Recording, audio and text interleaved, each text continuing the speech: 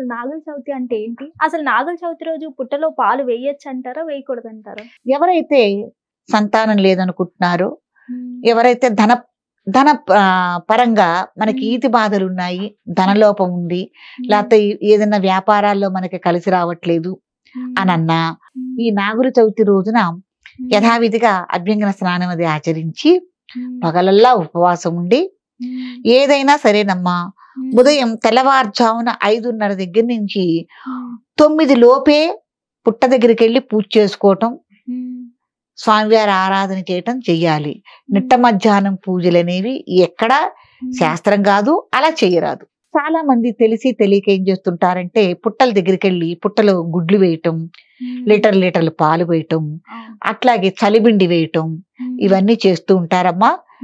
పొరపాటును కూడా మీరెవరు కూడా నిజంగా దేవతా పుట్టలవి, మహామునులు తపస్సు చేస్తుంటారు ఆ పుట్టల్లో. కాబట్టి పుట్టల్లో మీరు తీసుకెళ్లి గుడ్లు వేయటం వల్ల, పాలు వేయటం వల్ల, లేకపోతే చలిబిండి పిండి లాంటివి వేయటం వల్ల పుట్టకి హాని కలుగుతుంది.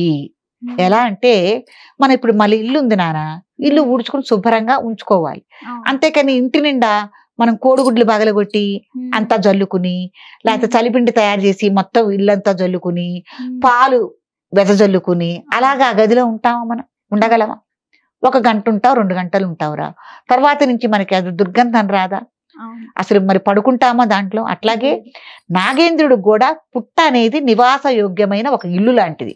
మీరు భక్తితో పుట్ట దగ్గరికి వెళ్ళి ప్రార్థించండి.